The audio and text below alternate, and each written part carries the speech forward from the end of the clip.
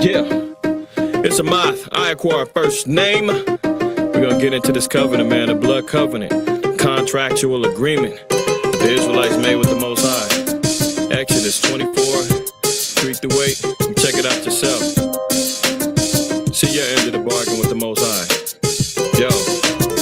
The Most High showed us love, we showed it back in blood. He set us above all nations. Without hesitation, we took the occupation, not knowing what we was facing, a life and death situation. Feel the joy and elation, through faith and patience. Wield my shield against Satan, embrace the real bro. I get a taste of the steel toe, nighty night on the pillow. Amalekites are as fake as dildos, and honey's checking out my billfold. But I'm broken, busted, especially when I start to discuss it. The way my people trusting in oppression is straight disgusting.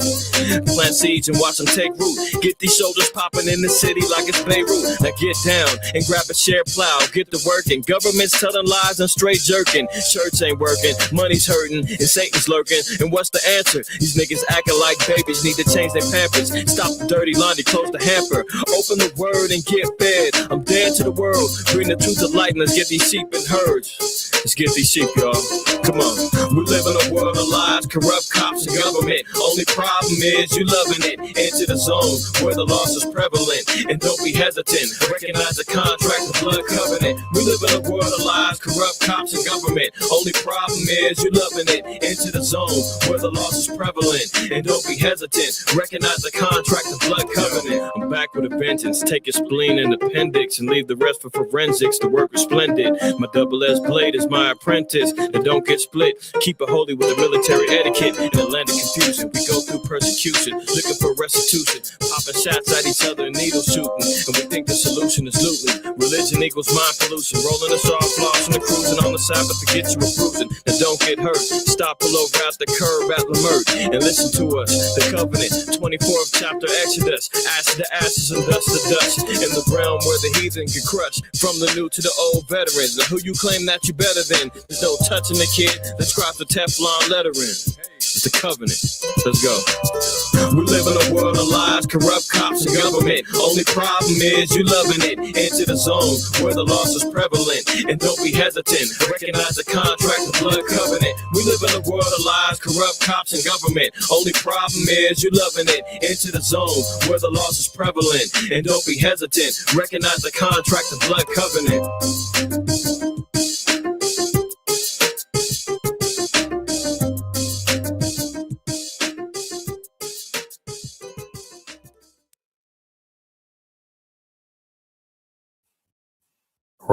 All right. All praise, honor, glory to the Most High. Why Yahweh Shah. It's your brother IQAhmath. I acquire first name. IQ is all the same. Now, for some reason, this stream said that it lost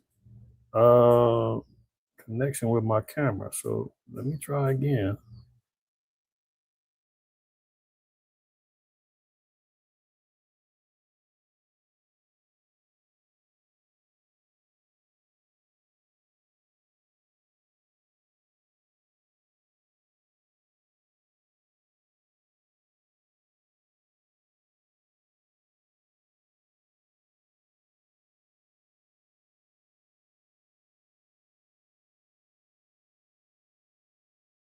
As per usual, Satan comes on in immediately and decides to disrupt the stream. I'm trying to figure out what's going on, why my camera is not working. If it doesn't work, no problem. We're going to ride out either way. Y'all ain't got to see me. You got to see what I got to present today. Let's try it again.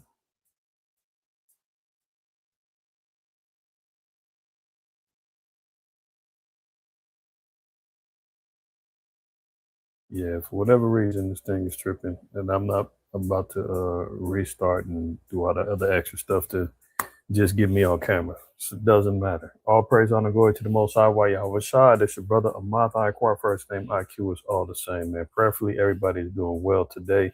Shabbat shalom to the saints that's in the house, man. Everybody that's been tapping in and acknowledging your presence, I appreciate you.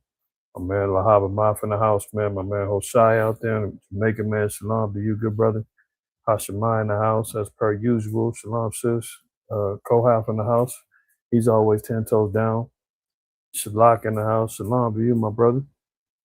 Naquab always in the house. All praises.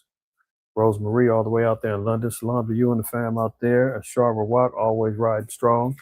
Shalom to you and anybody and everybody else is going to be tapping in slowly but surely, man. Come on in. Don't be scared. Don't be scared. And we got to take a stance at some point in time, man. You better stand up for something or die for nothing. You dig what I'm saying? All right, look.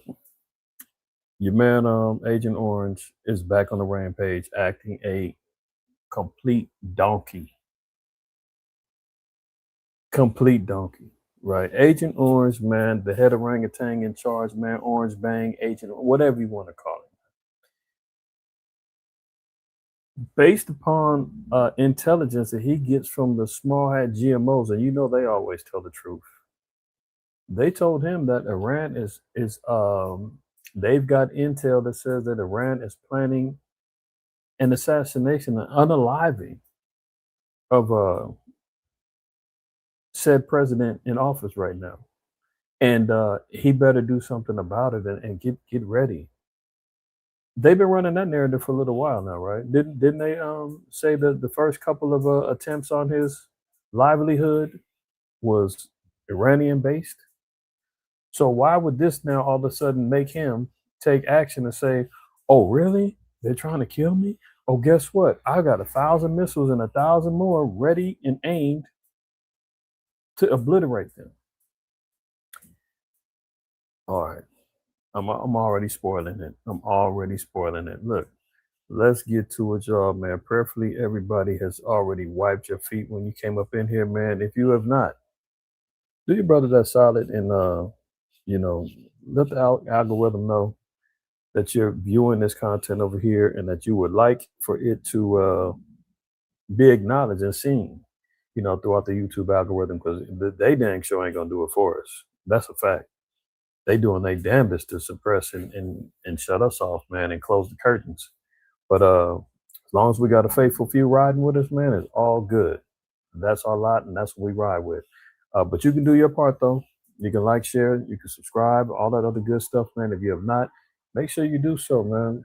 Help your brothers out over here at MOTC, and do your part by acknowledging and spreading the gospel and giving them thumbs up if you appreciate the work and you'd like others to see it.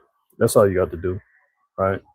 We're not panhandling for money and likes and charging you for breakdowns and all the other stuff, man. We don't do that, right?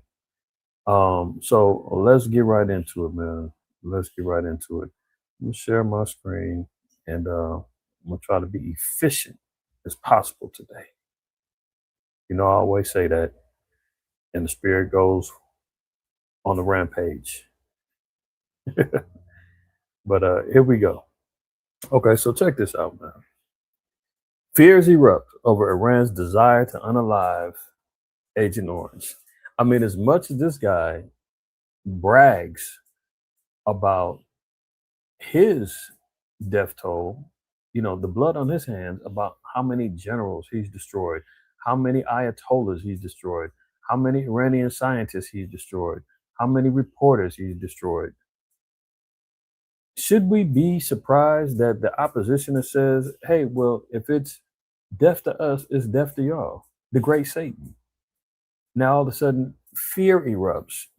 He got paranoid and had to switch planes, traveling from Turkey, I believe, last week, as he was heading to one of them particular summits. I forgot which one it was.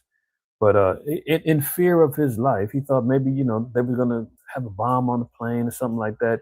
He pulled the okey doke, man, and switched up off of the Qatari plane and, dipped out in a whole nother, plane. Now all of a sudden he's scared for his life because the GMO small hats told him so.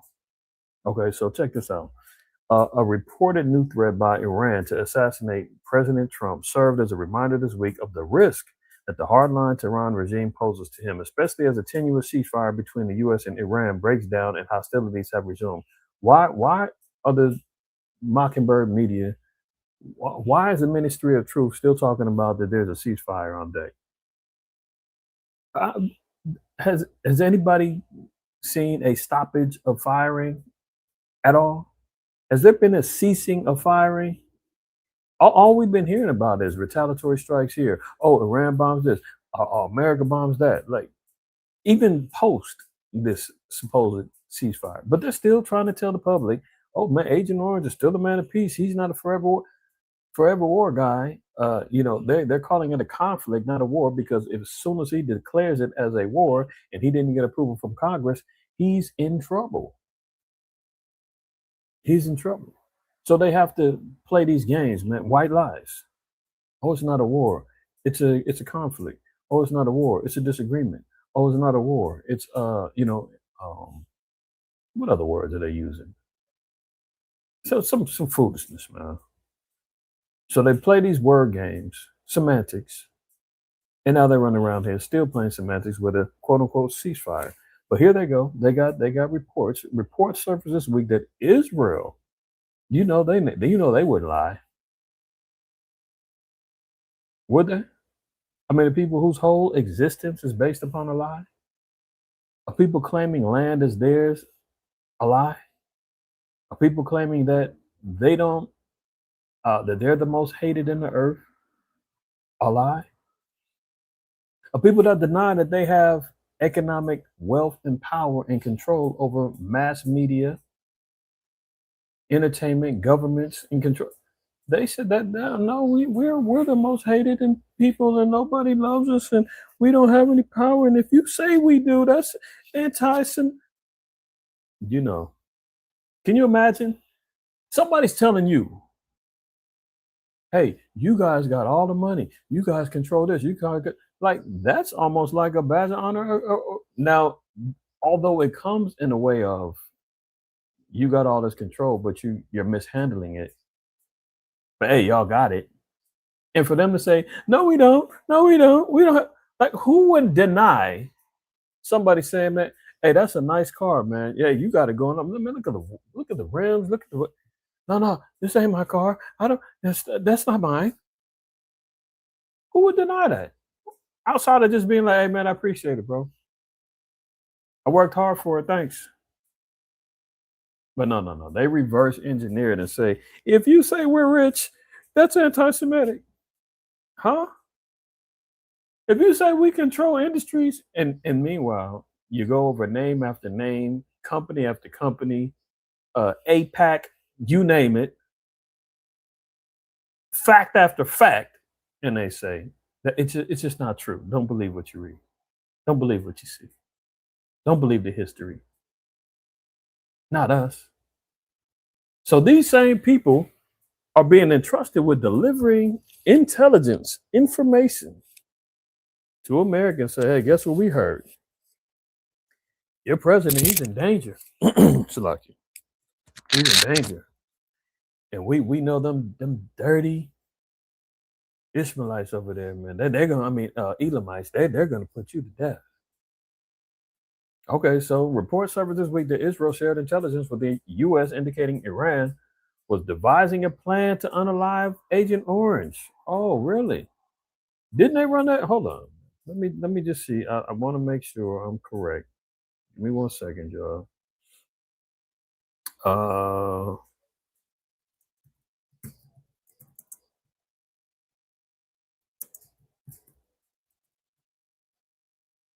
Let's see what this says.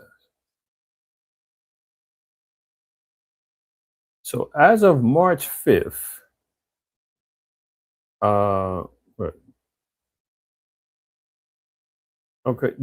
let's even go back. January 14th of this year. There's a headline. Iran issues seeking an assassination threat against Trump. Okay. Here's another one. Iran's reported assassination threat. When was this? Oh, okay, that's 7/10. We don't need that one. That's the same article I just got. Point is, look, Iran's 7-day deadline to unalive Trump. Look, March 9th. So as far as we can go back, earlier this year, is this news, y'all? Is this news? Now let me give you the inside scoop, as if I got it. Let me tell you something, man. Look, imagine this. Now I'm just putting this out there. We know how the GMO small hats crawl on their bellies and with their fangs out, love to nip and bite and poison and destroy people, set up scenarios to create and engage in wars, bad intelligence and lies in order to gain control over opposition, blackmail individuals to do their bidding.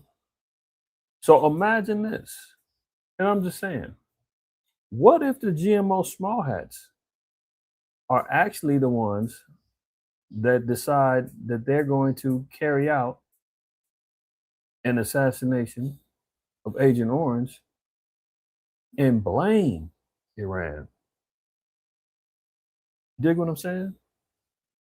Iran, we've been hearing this for a long time. Oh, we're going to get it. Who's putting this information out there? The same ones that put it out there could be the ones that actually do it because they've already set up a fall guy. You know, the small hats was connected to 9/11, but guess who took the fall? Oh, okay. I'm being too controversial. Let me be quiet. Okay. So here's the intelligence coming from said people who can't be trusted, who are known to lie, who are known to skewer the facts, who are known to blackmail, who are known to put people under their thumb to do their bidding. Because overall, who's got a greater interest in the Middle East settlements?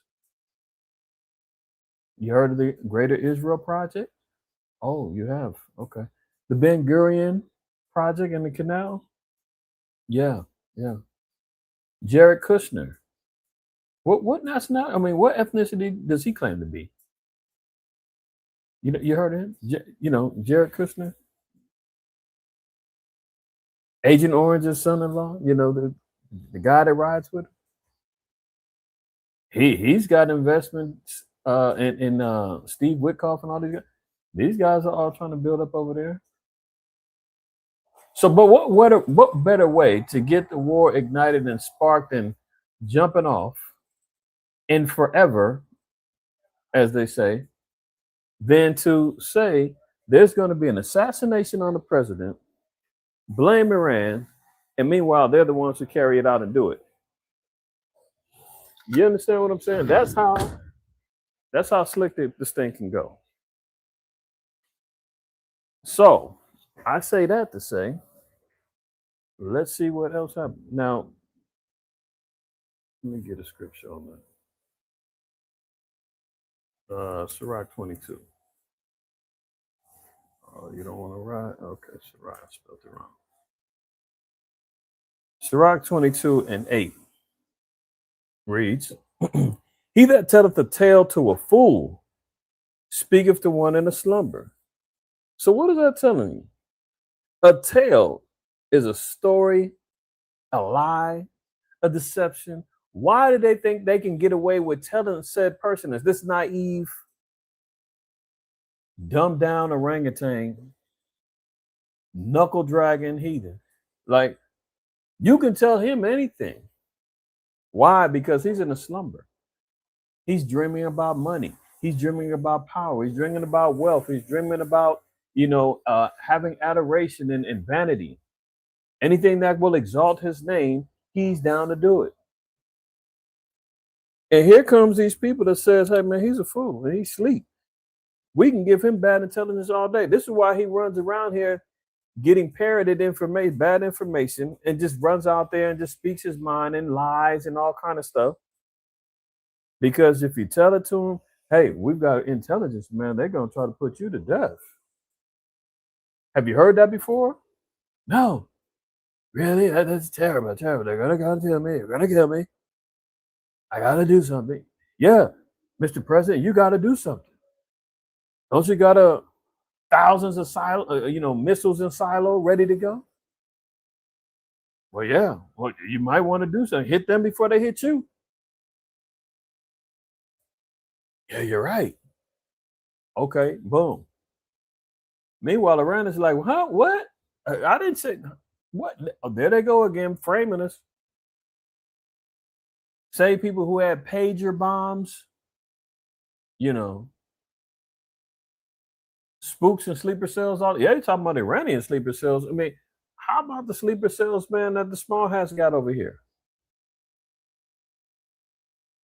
Mossad agents over here. Jeffrey Epstein, all them like you follow? Right, hopefully I'm making some sense, man. Hopefully your wheels are spinning a little bit. So if Agent Orange doesn't make it to the end of his presidency, I'm going out on a limb and saying everything that the storylines might read might not be what it seems, and that could be the thing that gets us into World War III. But I'll continue. He that telleth the tale to a fool speaketh to one in slumber. When he have told his tale, he will say, "What is the matter?"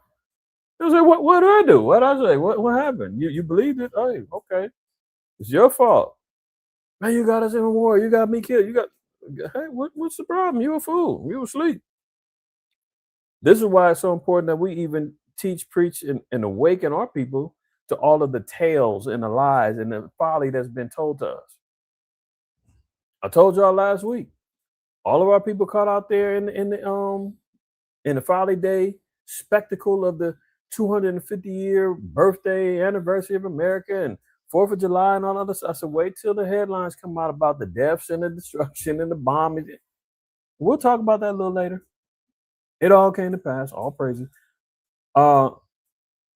Because our people will believe and follow along with anything. Look, even the scriptures in was it Proverbs 14. Oops. And 15. The simple believeth every word, but the prudent man looketh well to his going. You can tell the simple-minded individual anything, and they'll ride with it. You tell our people, man, yeah, Christ is white. Oh, Christ is white. Okay, cool. No, but the Bible said he's black. What? No, they told me it's white. I saw the pictures. I've seen the guy. No, you guys are wrong. You're going to believe every word? Okay. January 1st is the beginning of a new year. Meanwhile, it's snowing, blizzarding. You've been shut down, schools closed, and you're saying, yeah, but they told me it's the new year. Everything's new right now. Hey, brother, sister, we're in the dead of winter, man. What's new? Do you see new trees, new plants, new vegetation? No, you don't? Oh, okay. Maybe it's not the new year. Maybe things have not reset. Maybe we haven't reached a complete 360-degree cycle of a year yet. Want to believe that? What's your nationality? What's your ethnicity, brother? What's your nationality? I'm black. Black is a color, not a nationality or ethnicity. No. Well, when I go to my job interview, they ask me to fill out my census report, or I got to check off that. That's what they told me I am. Damn, you believe everything, huh? Pork, the other white meat, is healthy for you. Come on, it's a new protein.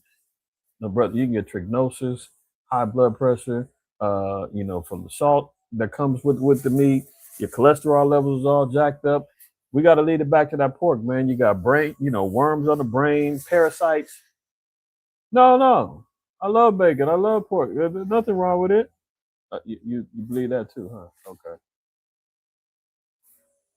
So a simple-minded man of food, they're gonna believe everything. When you tell them a tale, you tell them anything, it doesn't matter. They're gonna ride with it. But a prudent man's gonna look well to what's going. Hopefully that point's understood. So let's continue on.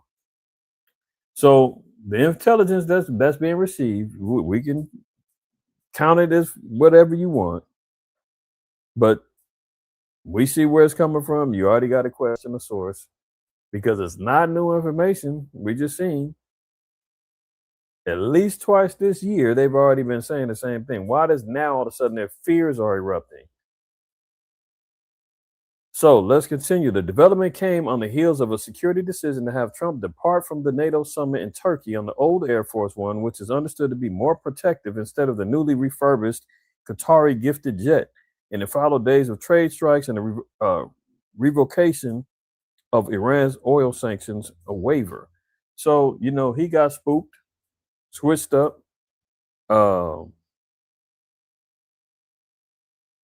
That you know what, Elder? That's possible. That's possible. But what would throw the earth in more chaos is if he's gone and the head of the snake is in disarray, and the small hats say the next one that comes up, JD Vance or whatever the case may be, he's gonna have to submit to us because he's never led a country before either. Who knows? I'm just saying. Iran ain't gonna be the ones that's gonna try to. They've been saying that for a long time. But the ones who love to stab people in the back are the ones that smile in your face, your allies. Who knows? It's very possible. I'm theorizing. That's why I said this is me. They may keep him on board. They've got a lot of people in their pockets, a lot of people at their disposal, a lot of people that they can blackmail to do their bidding. So let's continue on. Let's see. So he got spooked, switched jets. He's believing this one all of a sudden. What happened to that fight? Come on, bring it on. I thought he was this big tough guy. Or was that all theatrics? Right? You would think with his background and his supposed bravado that he would have said, I'm not ducking. If they try to hit us in the Qatari jet, then so be it. I'm going out as a martyr. No, this go around, he's scared.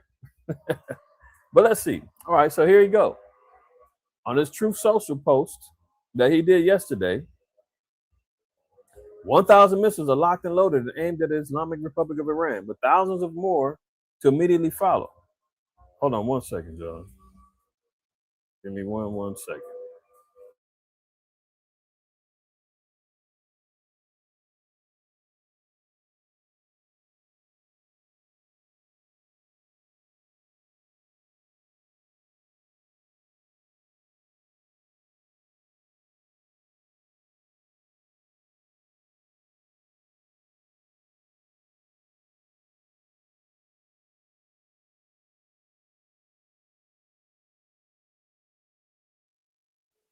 All right, Salaki. All right, so look, True Social, Agent Orange says this: 1,000 missiles are locked and loaded and aimed at the Islamic Republic of Iran, with thousands of more to immediately follow. Thousands more to immediately follow should the Iranian government act on its threats. According to news reports, they did. They've already tried. So why now? Okay, so it says, should the Iranian government act on this threat pronounced in many corners of the globe to assassinate or attempt to assassinate the sitting president of the United States of America, in this case, me. He loves to inject himself. Orders have already been given, and the U.S. military is ready, willing, and able for a 1-year period of time to subject to extension to completely decimate and destroy all areas of Iran. Praise be to Allah. President Donald J. Trump. There he goes again. Now, you know, there was a rumor that on so-called Easter, when he was talking the same tough talk and said, praise be to Allah, that this was all based upon a poly market bet, that he was going to praise Allah by Easter, and they bet on that, and supposedly there was, you know, guys that made thousands of dollars. So either he's saying this to increase the riches of his, you know, his corrupt partners, or he's just being blasphemous in the eyes of the Quran in Islam, and you know, the Ishmaelites worshiping their rock god and and just egging them on and trolling them. Now, granted, he's saying if they act on it, and the way he's saying it is if they're successful, the orders have already been given. So part of this is just him trolling and speaking wild. But at the same point in time, we don't know, because at the end all be all, look, when he's speaking like this, you got to take things into account, because, you know, this guy's unhinged. And the Most High tells us when you get people that get to yapping like this and moving like him, steer clear because he might end up causing some grief. Sirach 8 and 15. Travel not by the way with a bold fellow, lest he become grievous unto thee. So the Most High said, man, don't ride with a bold fellow. Don't travel with him. You know, the God is always talking all that tough talk, man. The God is always making threats. The God is always trying to entice you to get into some crime and some criminal activity, do some foolishness and saying, F that, I don't give a damn. I got nothing to live for. Hey, I'm gonna die anyway. Those types, most I was like, man, don't associate and travel with those type of individuals. We've all had them. We all know them.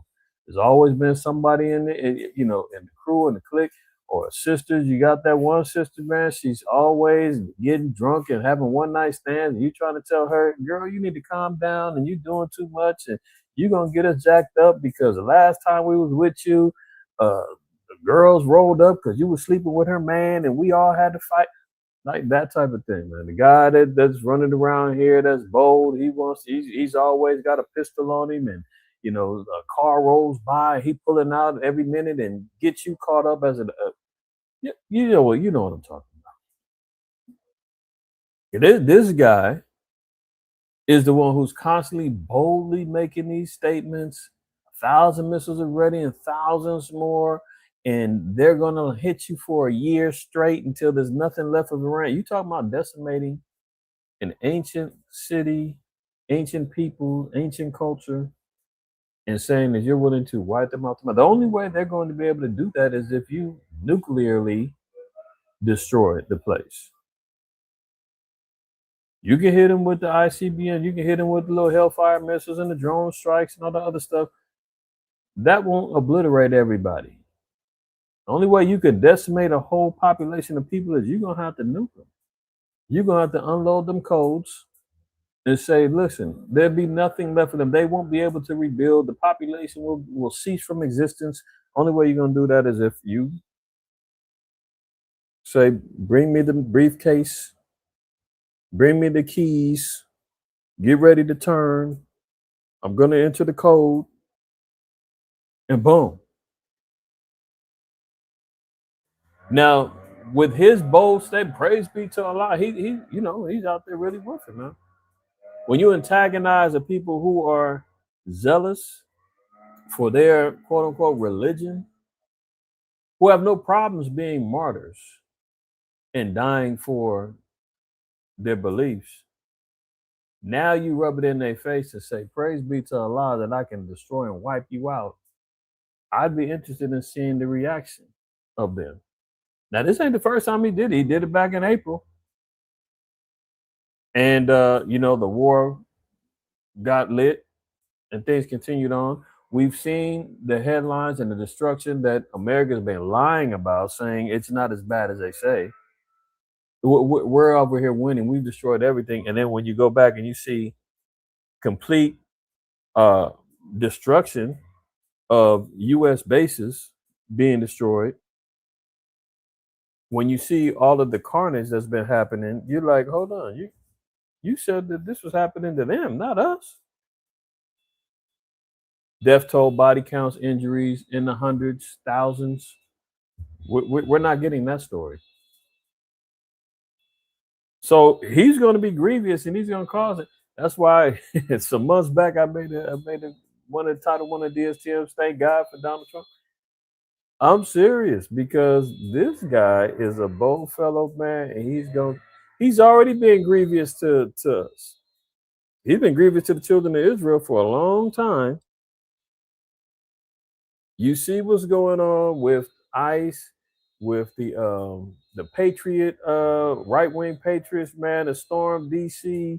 You see what's happening to Nolan Wells and Cyrus Carmack and Carmelo Anthony, and the list goes on and on. Mike Brown, George Floyd, Corinne Gaines, all of this stuff. A constant upheaval of people's emotions when it comes down to racial tensions under his regime, economic hardships and pain under his regime. Warfare under him grievous. Food supplies low. Now that it's being replaced with frankenfoods and folly. Farmers all dealing with grief. Point made. Let's continue. For he will do according to his own will. Remember, he said, can't nobody tell him nothing. God can't even tell him what to do. He said that.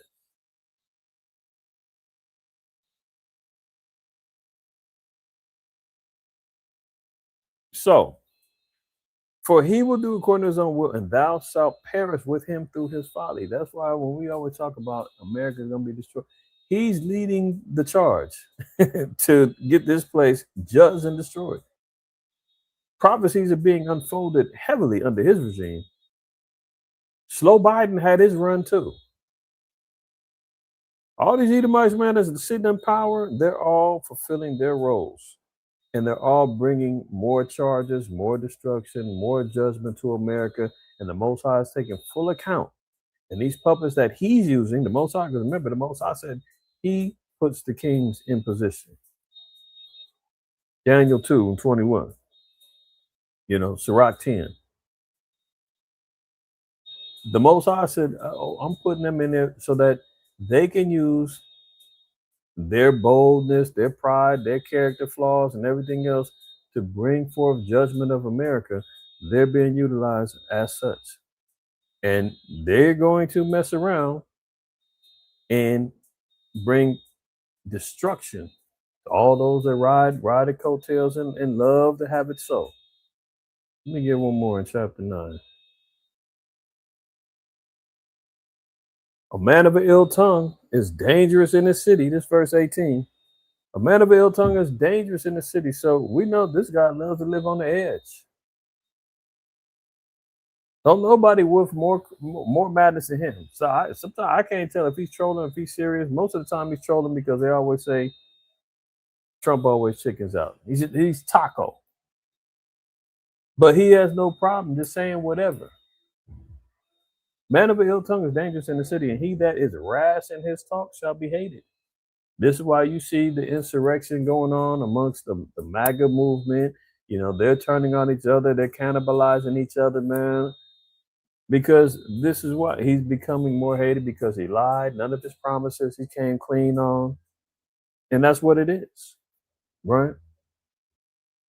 So let's continue.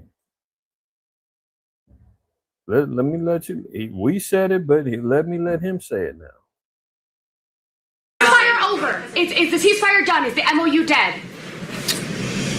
Is the ceasefire done? That reporter, man, she's turned up.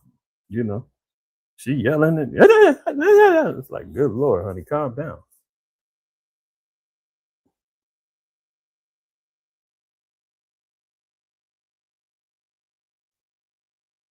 Let it play. Over. Is the ceasefire done? Is the MOU dead? It's a very interesting question. To me, I think it's over. I don't want to deal with them anymore. They're scum. You know what scum is? They're scum. They're sick people. They're led by sick people. And they're vicious, violent people. And if they had a nuclear weapon, they'd use it. He said the scum and sick people. And he's talking about, hold on. He's talking about sick people. You know what scum is. And he's talking about innocent people that they've killed. Let's not forget about the over 100 schoolgirls that was killed on the orders of American and small hat bombings. Let's not forget about, under his authority, all of the refugee encampments that's been bombed. Let's look at the aftermath of what's going on over there in Gaza. Let's talk about the bombings that you did over there in Nigeria. Can we not forget about the destruction that you caused in Venezuela, the kidnapping? Can we not talk about the threats that you've done in regards to doing a regime change and destroying Cuba, Ecuador next, Colombia next, huh? Who's scum again? All right, let it go. Sorry, y'all. They're sick people. They're led by sick people. and they're vicious, violent people. And if they had a nuclear weapon, they'd use it. As far as I'm concerned, it's over. I'll speak to our negotiators. They want to negotiate. They're good people. Steve Witkoff, Jared Kushner. But they have to come back to me. As far as I'm concerned, it's just a waste of time dealing with them. They're liars. We make a deal. And if I make a deal with him, we have a deal. And he goes out, he talks. We make a deal. Everyone's agreed. No nuclear weapon. We make a deal. They go outside, talk to the press. They say, we never even talked about it. There's something wrong with them. They're cuckoo. As far as I'm concerned, it's over. Okay, so Agent Orange says there's something wrong with them. They make a deal. It's the ceasefire done. It's the MOU dead. Nobody speaks on it. They're liars. I mean, is he? We always say, every time he says something, it's really them. Let's look at this. How many peace treaties did America break with the Native Americans? He wants to talk about peace deals. Liars, huh? Okay. Hello? The U.S. government has broken hundreds of treaties. Over 370.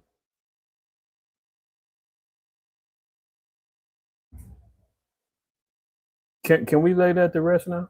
I mean, who's got the history of broken peace treaties, lies, broken promises, ceasefire, disengagements, and backstabbing people? Can we knock that off?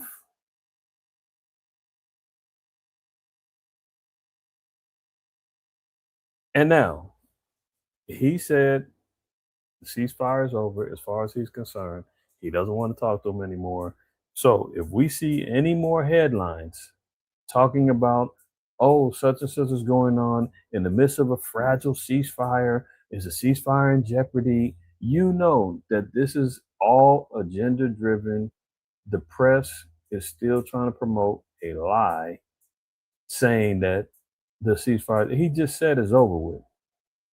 So can we move on and escalate the war? Not saying, listen, let me be clear. Let me cover myself. I'm definitely not saying I'm ready for it.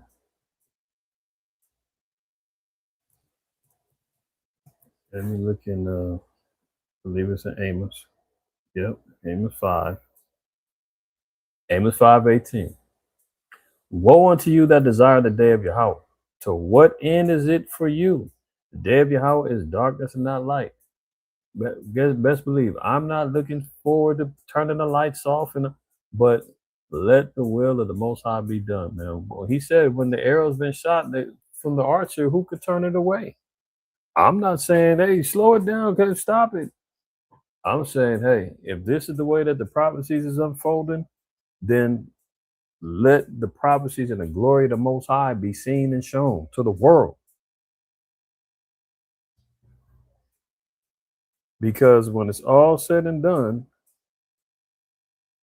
we've been saying all along, hey, you can't trust your enemy. Hey, when he's speaking fair, don't believe him. Oh, peace treaty here. Well, how long? It was 2 weeks ago. They was running around talking about war is over. Ceasefire. Trump did it. Now what happened? And we've been saying all along, don't trust that. That ain't it. There ain't no ceasefire. No, the war's not over. Let's stop it every time. But the Israelites, hey, those guys are crazy. Those guys don't know what they're talking about. Those guys misinterpret the scriptures. Those guys are a hate group. But only thing we're trying to do is enlighten our people and tell you, hey, man, you better repent before it's too late. And with a focused message to a particular people, as the Bible tells us to do so. But no, you don't want to hear it. Let's get back over here. Iran hits U.S. military bases and retaliatory strikes. So we know that there's been a back and forth going on. Okay. U.S. hit Iran, vice versa. Iran hits back.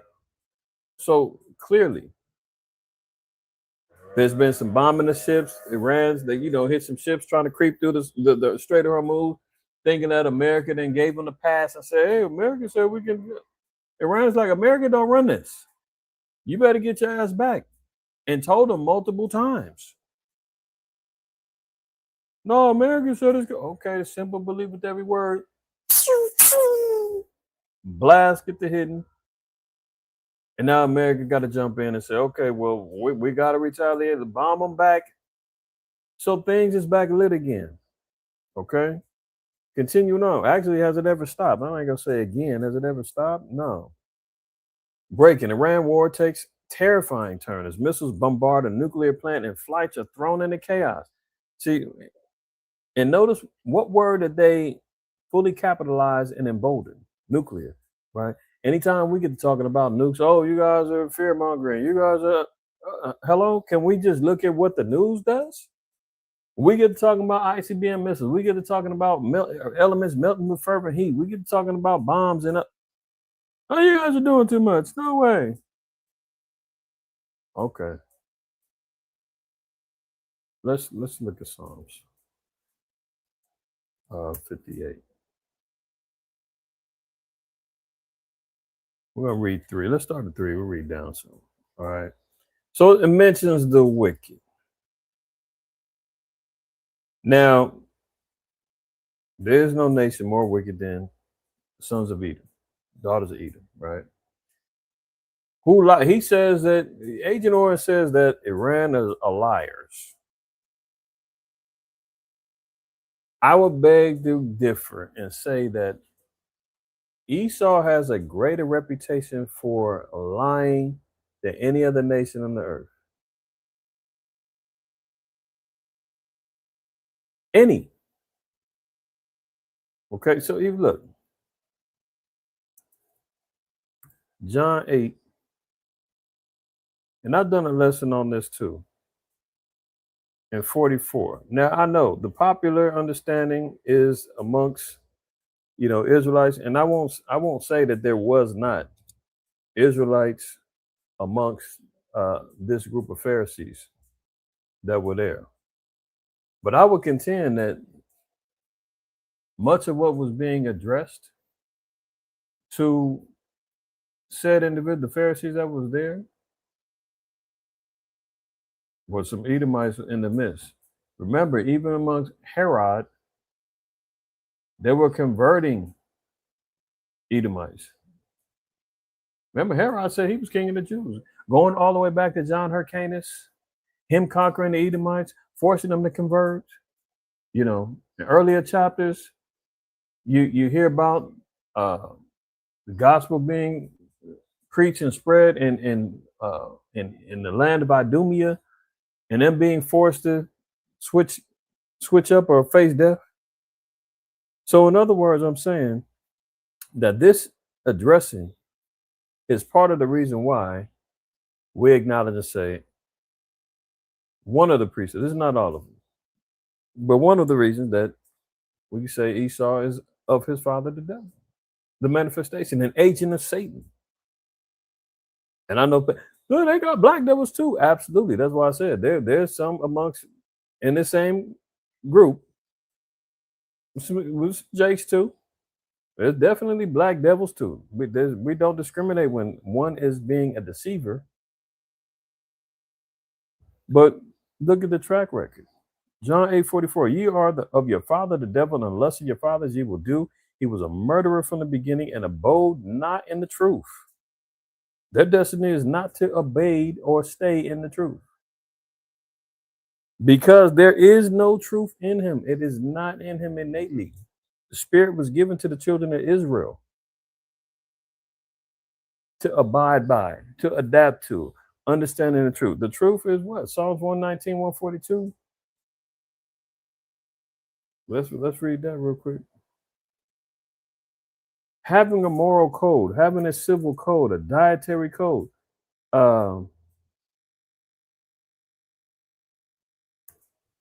is not embedded in these people outside of Israel. That's who it was given to. Psalm 119, 142. Thy righteousness and the everlasting righteousness, and thy law is the truth. So it says there's no truth in it. There's no moral code, civil code, dietary code, ceremonial code that he will stick by and live by. Sure, he'll lie and say, ain't God we trust. God bless America and all that. And he does not give a dang about the Most High and will not abide in any truth that the Lord lays down. Murderer from the beginning. Well, who murdered who? Beginning was Cain, slayed his brother Abel. He was given a mark that if anybody seen him, that they would try to kill him.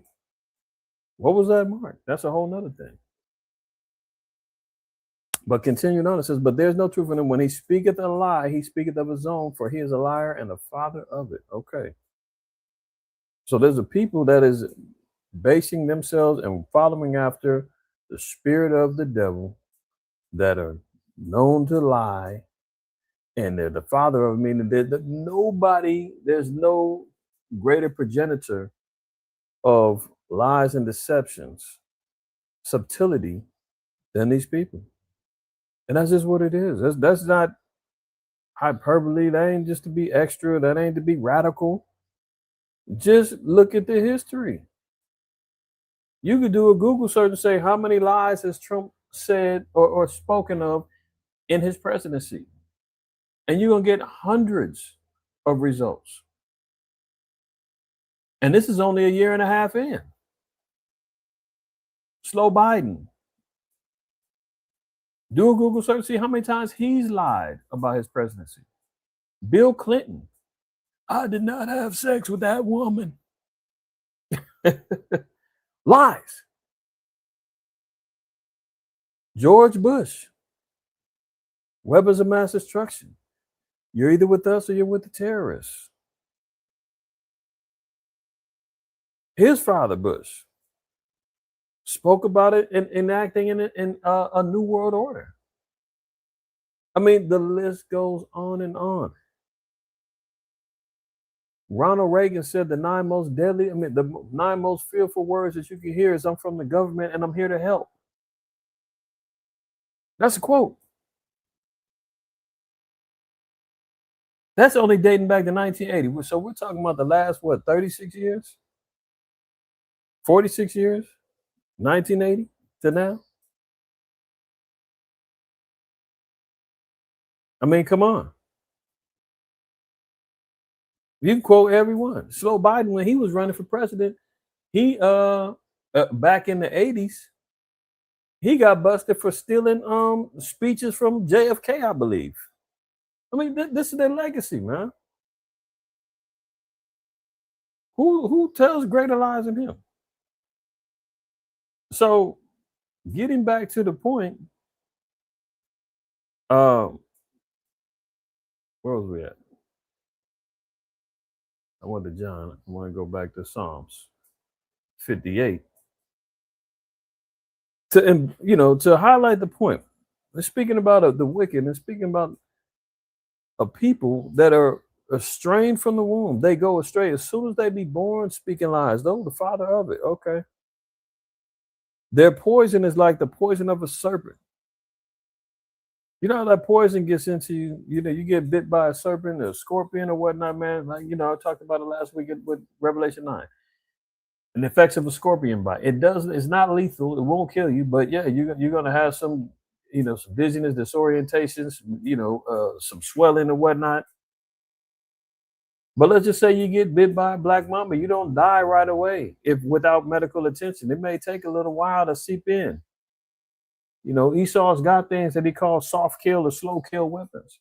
From the food, from the air, from the medical, industry, getting poked in the arm with certain stuff. You understand what I'm saying? He's poisoning a lot of different things. The water that runs out to tap water. Bottom line is poison when it's all said and done. You got harmful chemicals, chlorine, metals, sterilants, you name it. And he says, no, it's safe to drink. Go ahead. Fluoride in there, lowering your IQ levels, no pun intended. So when he speaks and when he moves, you may not understand and may not feel it right. You know, you might not get put out of picture right away. That's the element of the serpent. What's that old parable about the frog and the serpent, and the frog trying to get across the street and says he wants to ride on the back of the snake or something? And he says, "Oh, come on, give me a ride." He's like, "Yeah, okay." He's like, "Well, you're a snake. Are you gonna bite me?" "No, I'm not gonna bite you. Everything's fine. Come on, let's go together." As soon as they get across and he bites him and he says, "Man, why'd you bite me?" He says, "Man, I'm a snake. You shouldn't have trusted me in the first place." See, they move with an element of deception. You know, they always talk about how the serpent is so majestic and hypnotizing. You know, people get to look at them and all that other stuff, man. And how slow they move and how powerful they are, and the fangs come out. Next thing you know, you get bit. And unless you extract the poison, the lies, the philosophies, you know, the idolatry, the fornication, unless you get that up out of you, man, you're going to die. That's why we repent. That's why we keep these laws. That's why the Most High said that we have to be corrected. Because we all been bitten at some point in time in our lives, unless you've been born in the truth. We all got bit with that poison, man. You got to get it out.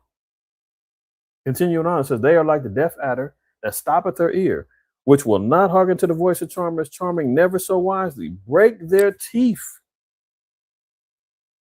Break their teeth, O Most High, in their mouth. Break out the great teeth of the young lions, O Yahweh. Let them melt away as waters which run continually. Why are we using terminologies about melting? You know?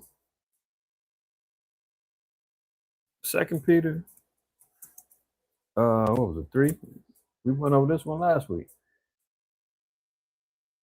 9 and 10. 2 Peter 3:9. The Lord is not slack concerning his promise, as some men count slackness, but is long suffering to usward, not willing that any should perish, but that all should come to repentance. Reading on, I should say. Sound like I'm out teaching. But the way of the Lord will come as a thief in the night, in which the heavens shall pass away with a great noise. That's bombs, that's destruction, that's earthquakes, that's seismic activity, all coming from, you know, sonic booms. Heavens shall pass away with great noise. What's the heaven? We ain't talking about the sky above the firmament. No. Thy kingdom come, thy will be done on earth as it is in heaven. There'll be heaven on earth. Whose heaven is it now? The nations, in particular, Esau, Edom. It's his heaven. The kingdoms that's been established on this earth, they're going to pass away with great noise. And the elements shall melt with fervent heat. The earth also and the works that are therein shall be burned up. So the earth is going to experience a purging by fire. That was one of the promises that the Most High made via the covenant, that he would not destroy the earth any longer by water, but by fire will he purge the earth again. All right.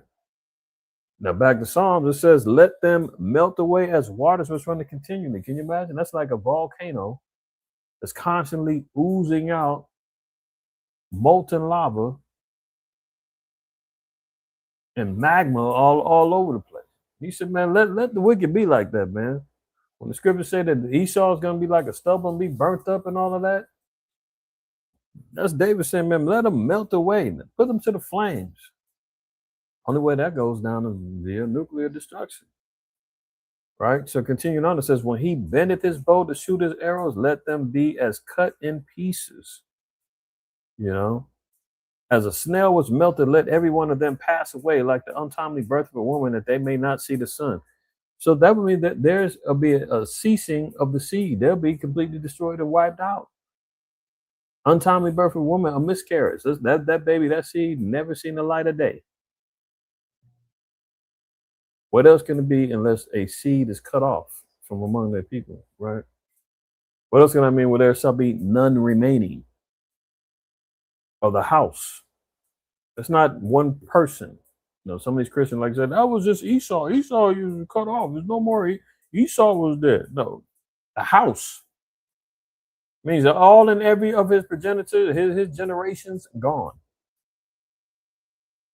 Okay, let them be cut in pieces. Now, So we're hearing and seeing, nuclear plant. So it's the plants. So they hit nuclear plants, so they're trying to cut down infrastructure uh, for nuclear power or whatnot, right? Um, and that now becomes an issue because, hey, guess what? What if any of that nuclear fallout, any of the nuclear sludge, gets out and becomes an environmental crisis? That could happen, you know. So it says Trump's war has escalated after Tehran retaliated by firing missiles and drones at war-weary U.S. allies in the Middle East, while American strikes bombarded an Iranian nuclear plant. A day after the president declared the ceasefire over and struck more than 170 regime targets, Kuwait and Bahrain faced fresh Iranian attacks on Thursday morning. So Iran is striking Kuwait, Bahrain, Qatar. He's hitting up all the allied states around there where they got U.S. bases and U.S. Facilities. They don't have what it takes to hit America. They got to pass that baton over to the big boys, China, Russia, And once Iran gets the capabilities and the silos and everything else to be able to launch the nukes that they got, oh yeah, then it's gonna really be on, But until then, they got to hit what's closest to them, and that goes along with the prophecy regarding things being set off in the Middle East, in judgment via the Valley of Jehoshaphat, etc. So things are going to escalate and being over there for sure. Continuing on, it says the U.S. launches new strikes in Iran, revokes oil sales and permit after 3 ships were attacked. So that's a continuation of what we've already been talking about. Now here's something else. Now last week we talked about the possibility of Russia threatening Poland, which is a neighboring country of Ukraine, and testing their chin a little bit. And NATO was on edge, like, what's this mean for us? So it says tensions escalate between Russia and NATO's European members. Moscow has directed extra hostility towards countries that have strongly supported Ukraine and praise at President Trump. So look there. Line has been drawn. They said that they got problems with anybody who's supporting Ukraine and anybody that praises Agent Orange. Tensions between Russia and other European nations have grown as NATO leaders convened for the summit in Turkey, with the Kremlin directing extra, read all about it, extra hostility at countries that back Ukraine in the war with Russia, while showering positive words on President Trump. Some European NATO members, that maybe I read that wrong, the way they write these damn articles, they saying that Russia is praising Trump and going at NATO. Well, maybe that makes sense now. I was reading it wrong when I read it earlier. Because Trump has been riding against NATO for a hot minute now. So, Russia's over here playing the enemy of my enemy is my friend, egging NATO into believing that they can't count on America for help. We're giving praise to Trump because he's been on the attack of NATO. Some European NATO members that stridently support Ukraine, like Finland and the Baltic nations of Lithuania, Latvia, and Estonia, feel particularly insecure, worried that the United States under Mr. Trump might not come to their aid in the event of a Russian attack. So, Putin's like, man, if I decide to wipe you little dudes out, you can't run the big brother. He's already told you. His hands is full. NATO needs to up their the defense spending. Well, I'm tired of giving y'all handouts. You didn't want to help me when it came down to the Strait of Hormuz and me trying to get this oil. So he's giving them stark reminders that he can step on them at any time, and you can't run to daddy for help. Interesting. Continuing on. China and Russia to hold an annual joint naval drill. So here they go, coming together. And that's, I've always said via the scriptures that you're always going to see these two hanging out. Esau and Moab, right? Right. So looking back real quick at Jeremiah 25, this is all the nations that the Most High said He's going to pour out the wrath of it, indignation, and they're going to drink the wine of the fornication, and so forth. I mean, the wine of the wrath of the Most High in Jeremiah the 25th chapter. Now, notice who it always says is right side by side, and even geographically, their land masses were close to each other. So they've always, had a close relationship. When it comes down to it. Look, so here we go with Jeremiah 25:21. Edom and Moab and the children of Ammon. So they're all together, right? When you're looking at particular judgments that's going to happen. And it's always a key figure to know that they're always going to be close. Always been close together, man. There's always been a history. So when we see Russia and China together, it's not no coincidence, because in ancient times and through the spirit, they've always been hanging out. They've always had allegiances. Let's look at Ezekiel 25, verse 8. Thus saith the Most High Yahweh, because that Moab and Seir, who's Seir? Seir is Mount Seir, or representations of Edom. Because that Moab and Seir do say, behold, the house of Judah is like unto all the heathen. Therefore, behold, I will open this side, the side of Moab from his cities, which are on his frontiers, the glory of the country, Beth Jemath, Baal Meon, and Kiriathaim, unto the men of the east with the Ammonites. So you got the Japanese involved too. Japan is holding the keys with this economy right now. They got a whole lot of problems going on over there. And it's affecting, America's economy and the global economies. Unto the men of the east with the Ammonites, and will give them in possession, that the Ammonites may not be remembered among the nations. So this is all judgment. Look at it. Verse 11, and I will execute judgments upon Moab, and they shall know that I am Yahweh. Thus said the Most High Yahweh, because that Edom have dealt against the house of Judah by taking vengeance, and have greatly offended, and revenged himself upon him. Therefore, thus said the Most High Yahweh, I will also stretch out mine hand upon Edom, and will cut off man and beast from it, and will make it desolate from Teman, and they of the Dan shall fall by the sword. So this is the judgment that the Most High is putting forth amongst the nations.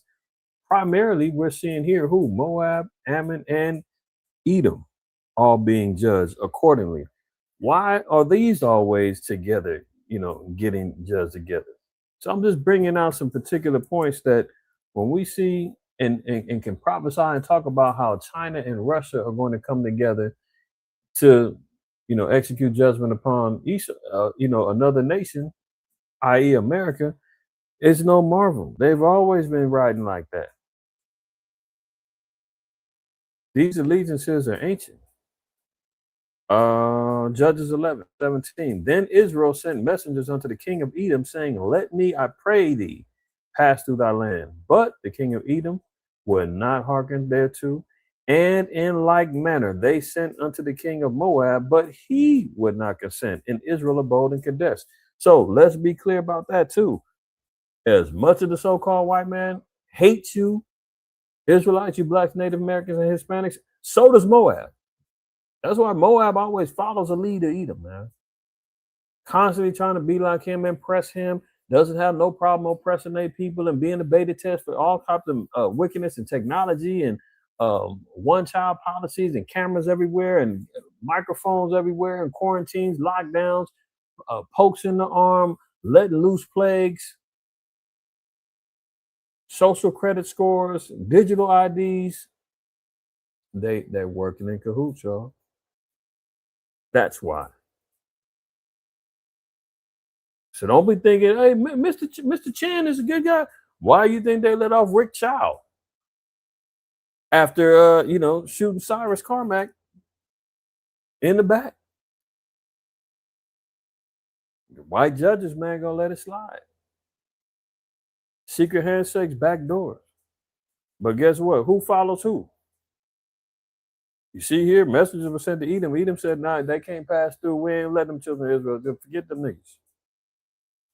China said, oh, he said they can't go through. No. And they, in like manner, do what boss says. All right.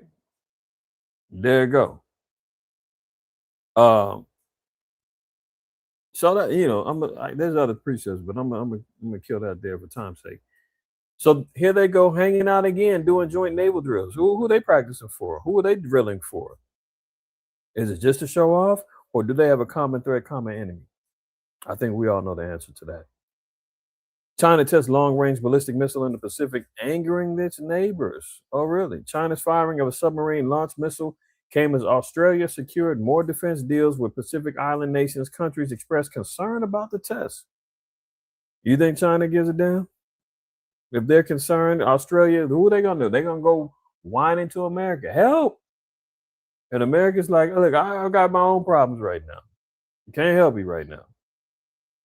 They're test firing long-range ballistic missiles. So we keep talking about ICBMs and all that other stuff. They say, there's no bombs in the Bible. Okay. I can't tell. All I see is that nuke talk, bomb talk, ballistic talk, meltdown, destruction talk is all the things that's got the world in fear right now and saying, please don't let it go there. Please, Mr. President, we need peace. Don't do it. Governments in the region were warned of the launch shortly beforehand. The overt display of China's fast expanding military capabilities threatens to further fan a defense buildup around the Pacific in the midst of anxieties about the strength of the U.S. commitment to the region. So there you go. The missile was launched from a Chinese nuclear-powered submarine and sent a mock warhead into the Pacific Ocean, according to the report in Xinhua, China's official news agency. So there you go. And guess what? As all that's going on, the Pentagon is running out of money.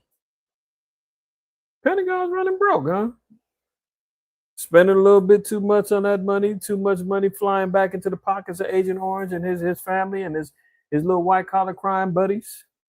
Look at this. Defense officials asked for more than $67 billion in the supplemental finding. But Congress hasn't approved the money yet, in part because of frustrations over information about the war with Iran.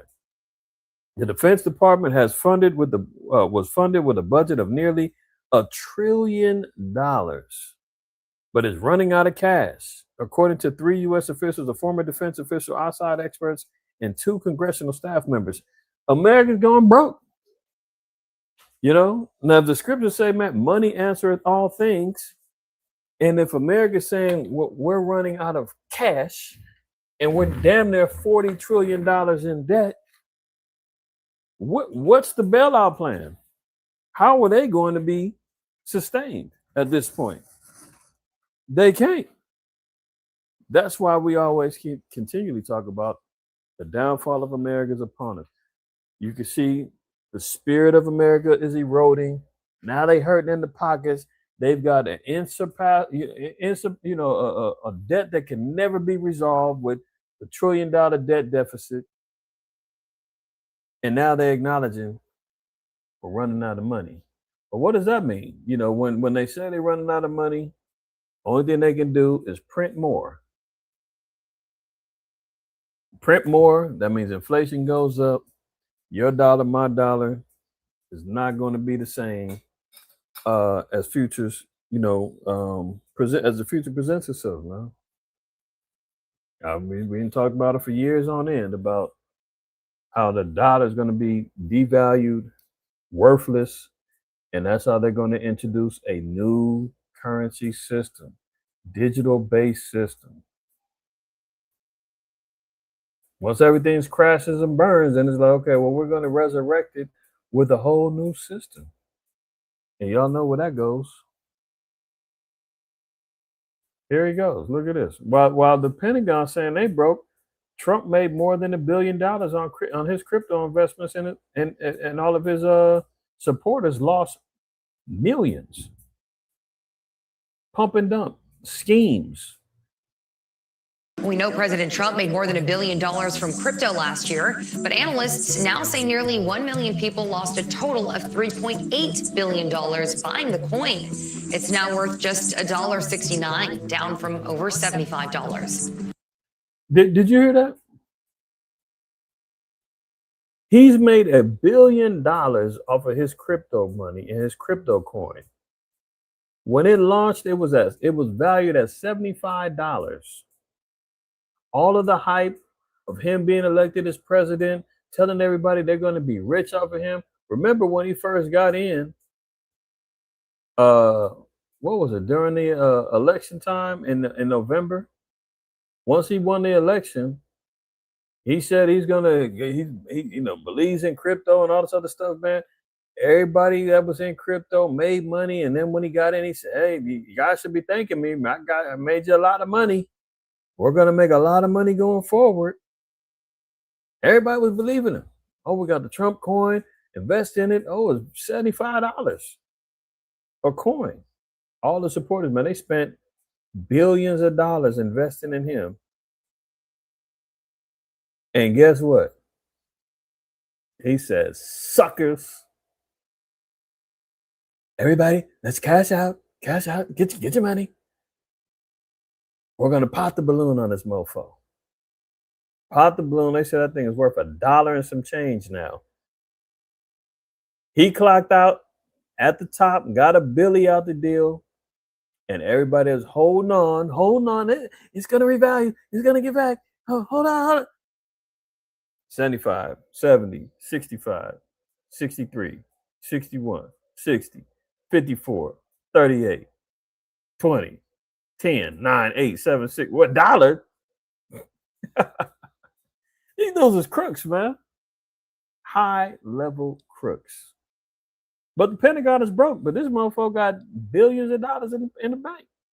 We know President Trump made more than $1 billion from crypto last year, but analysts now say nearly 1 million people lost a total of $3.8 billion buying the coin.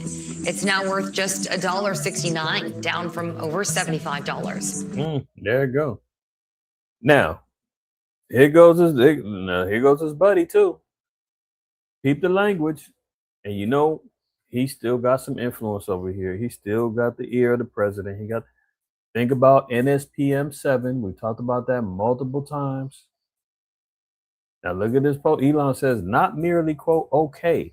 Anyone who doesn't love America is a traitor and beneath contempt. Those who don't love America, those who are disloyal should be exiled immediately. That's a dog whistle. Dog whistle. Then when you see the patriot, the little right-wing patriots marching through America, and masked up, you see ICE, you see, all right, I'm spoiling it. We're going to get to it. Keep this in mind as we move on. Those who don't love America, those who are disloyal should be exiled immediately. Think about who might fit that profile. Let's continue. Oh, here we go. White nationalists march in Washington amid the 250th year anniversary. I'm sure everybody's seen them. Yelling, reclaim America. Strong arming. I mean, the last time we seen some strong arming going down like that was January 6th. And hey, that was all hell broke loose there. But until then, I mean, we seen what happened this go around. They was riding on the trains. They was walking through the streets. They was doing whatever they want to do. Not a care in the world. In D.C., Chocolate City, niggas was hiding, barbecuing hot dogs and worrying about who's drank the last beer. And an invasion of white supremacists was in their city, man. And no problems. Nobody's tripping. I guess that's how. I guess it's okay, The group wearing clothing associated with their organization, Patriot Front, assembled near Capitol Hill before leaving the district. A large group of masked men, which is interesting because I believe in Stockton, California, they just banned the little shiesty masks that these little YNs love running around here wearing. Be 100 degrees and they got a damn shiesty ski mask on and a hood on and all kind of madness. Gremlins. Terrorizing. But they're banning masks in particular cities. White men can run around with masks and terrorizing and marching through cities and riding trains and intimidating and no problems. So a large group of masked men wearing the markings of a well-known white nationalist group marched with flags and chanted "Reclaim America" in Washington on Saturday morning as the capital city prepared for the main event celebrating the United States 250-year birthday.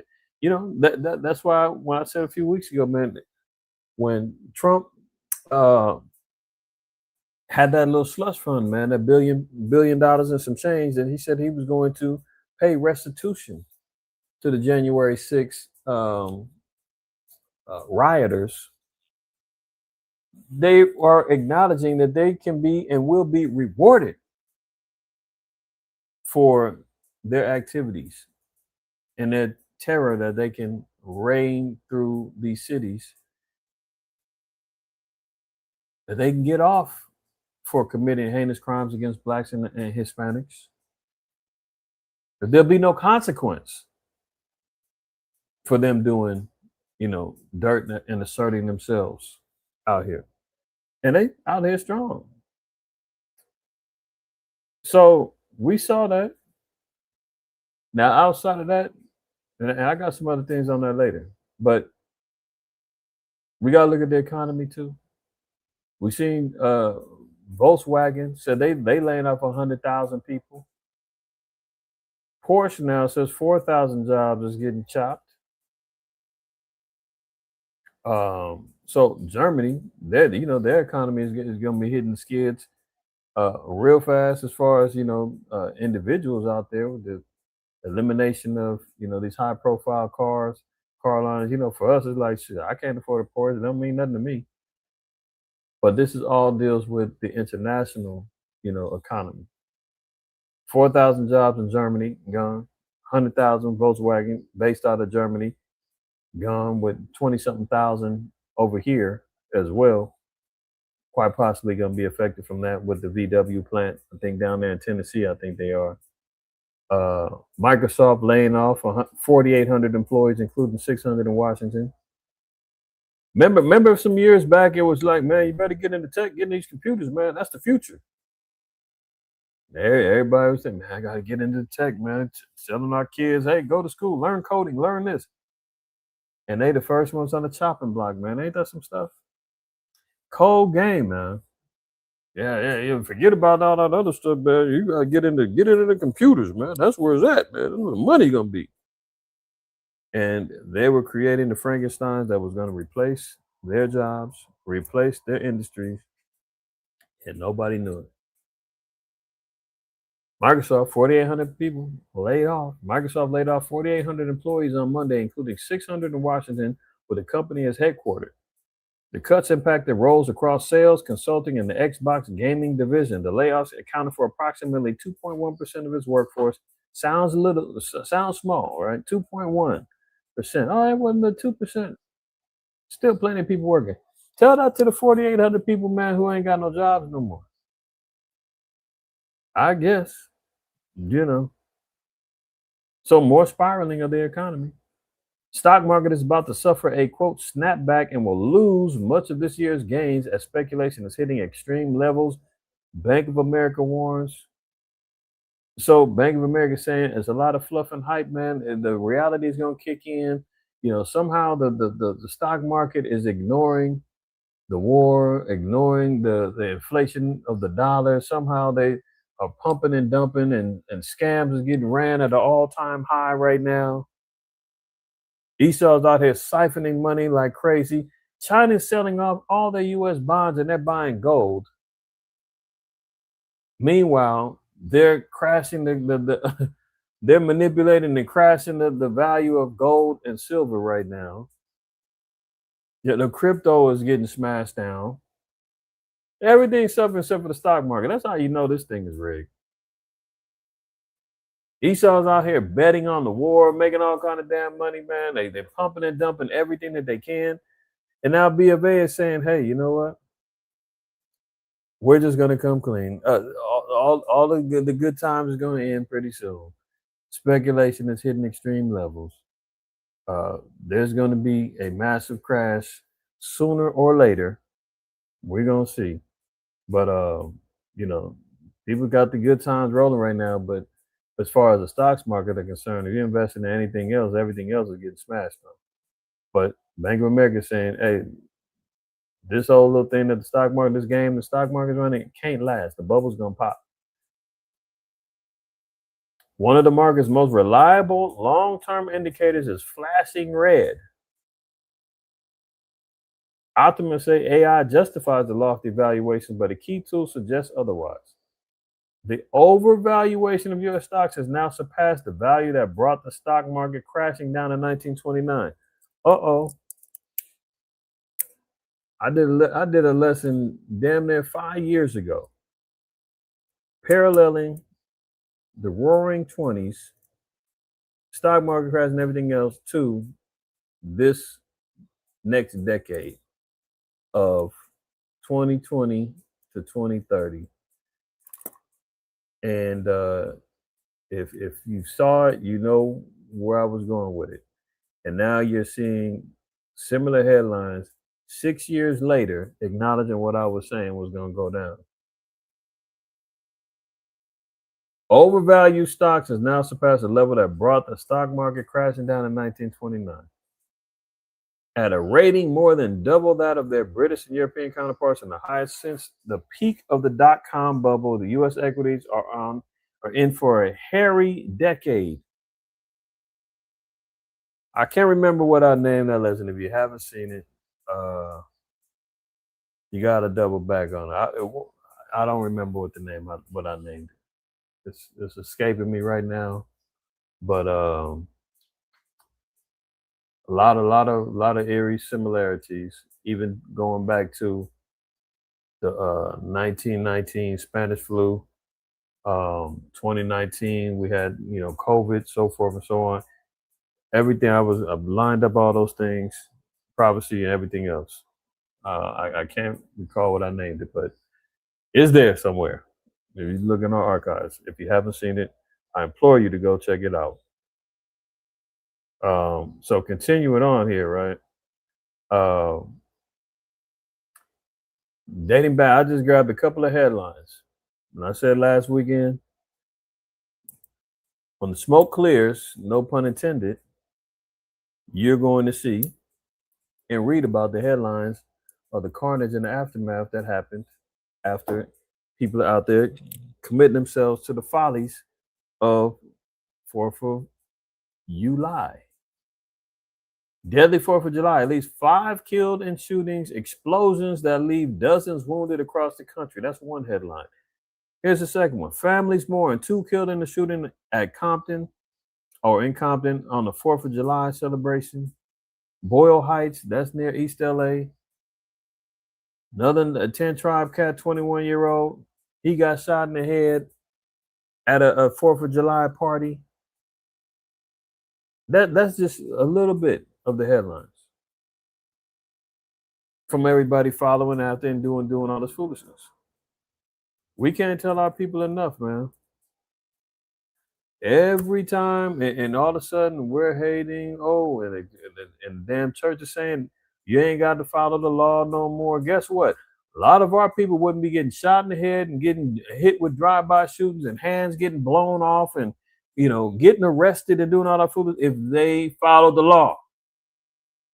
Exodus 23:2 reads, "Thou shalt not follow a multitude to do evil." What's wrong with 4th of July? That's not evil. We just having family time and pop fireworks and watching the light show and eating hot dogs and hamburgers and steak and swine. What do you mean? I'm not gonna go there. Everybody knows. Everybody you watching this, July 4th, 1776. We were still slaves, man. We was not so-called freed until 1865, and they say that was under the hands of Lincoln. And the truth of the matter is, Lincoln didn't even free the damn slaves either, man.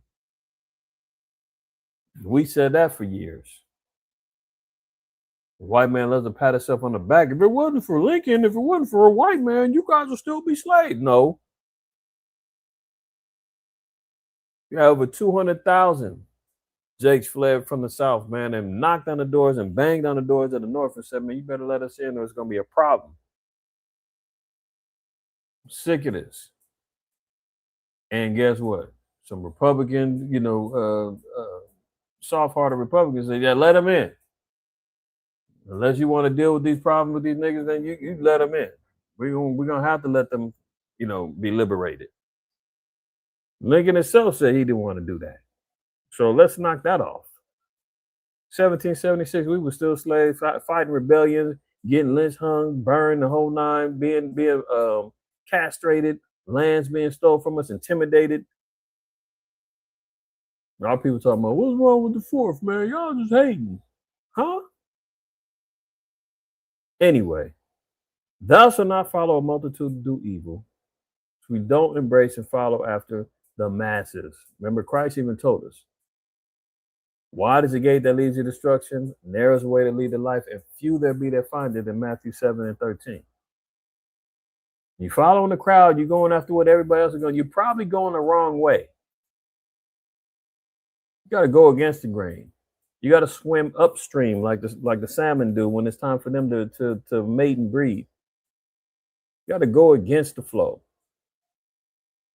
You're going to be hated for doing so, but guess what? There's life at the end of that. There's liberation at the end of that. There's salvation at the end of that.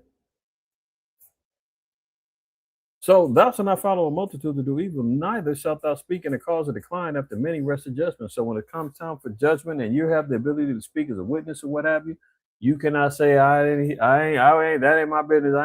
You know the whole scenario. You know the story. You know what went down. You saw what happened. And you sit back and decline. The Most High said, no, you dead wrong for that. Get involved to bring justice. Thou shalt not follow a multitude to do evil. But yeah, guess what? Hey, our people love to do evil. So guess what? The Most High got to tap them on the back. As the families are mourning, people are talking about how great people were and they didn't deserve that. Some other little, I don't know if it was 4th of July or not, but I don't think it was 4th of July related. But there was some little, some sister, she was a little social media influencer. She got killed after being at some party and girls get into a fight and guys got involved, and then next you know she got shot sitting in the car after the aftermath because they got followed by the people they got in an altercation with. I mean, this is just the stuff that is damn near routine for Israelites, man. And if we just stay the hell out the damn clubs and these wicked ass parties on the Sabbath and things of that nature, a lot of our people will be having a whole lot more success in life and won't be worrying about candlelight vigils and GoFundMe's and balloon releases and all. We ain't got to worry about all that stuff because we're doing what the Most High told us to do, staying away from this evil. Independence Day celebrations took a chaotic and dangerous turn in Newport Beach over the weekend. KTLA's Annie Rose Ramos joins us live with the details. Annie Rose, good morning.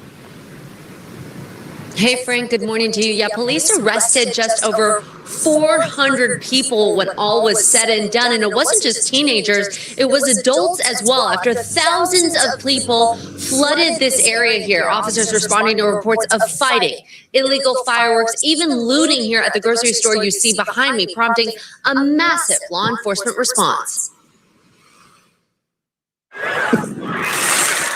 Chaos in Newport Beach this 4th of July, all starting Saturday around 7 p.m., with reports coming in about large crowds lighting fireworks and fighting. Little 10 tribe out there, man. All the little wild gremlins out there, man. And, they do these flash mob meetups. Now, what's so surprising to me, and this goes to show you, too, how they police particular areas. Newport Beach is an affluent area in California. I believe, no.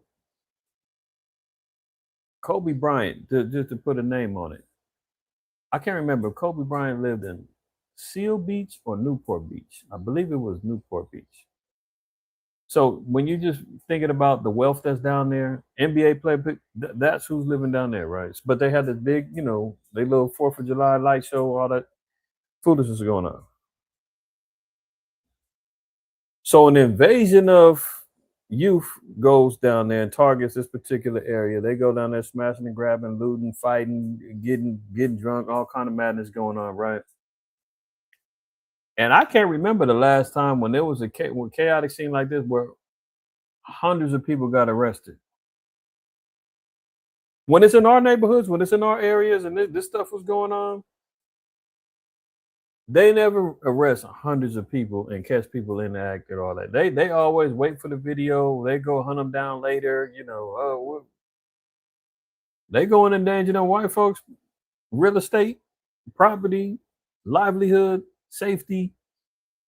I mean, all hell breaks loose, man. SWAT team, everybody, dogs, they chasing cats down on horses. They make sure that white folks are safe.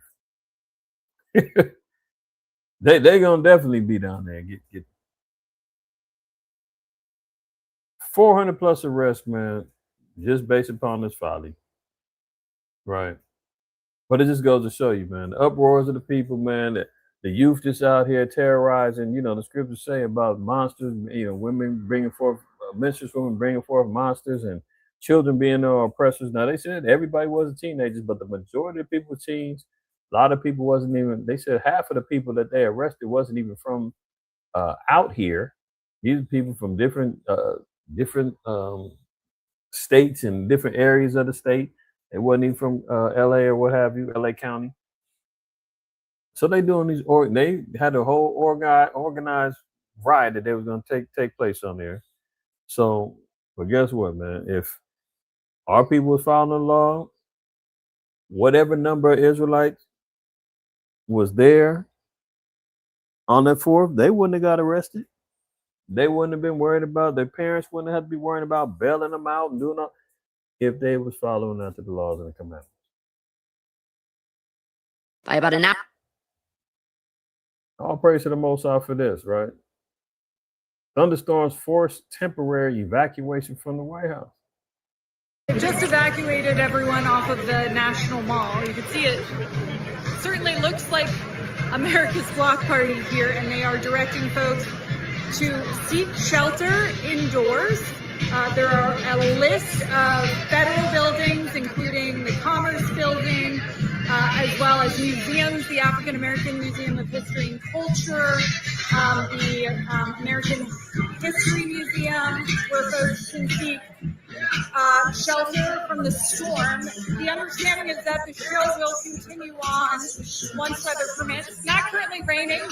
See, that last week, that's why I was like, man, all praise to the Most High. When they were dealing with the heat wave, and they was talking about that whole little fair that, the American Fair that went down, and they said the power outage went down, the ice cream cones was melting, everything was just a complete mess. A sugar honey iced tea show, as they say. Put the acronym together, SHIT, for the slow folks. Ish show, as they say, was all that was, right? And then the Most High followed it up on the day of. They had this do a big old thing at the mall, the White House Mall, with the museums and everybody hanging out on the streets, man. Most High hit them with thunderstorms, and they said, "Man, we got to evacuate. Get out of here. Everybody shelter in place." Isaiah 19:1, the burden of Egypt. This is modern day Egypt.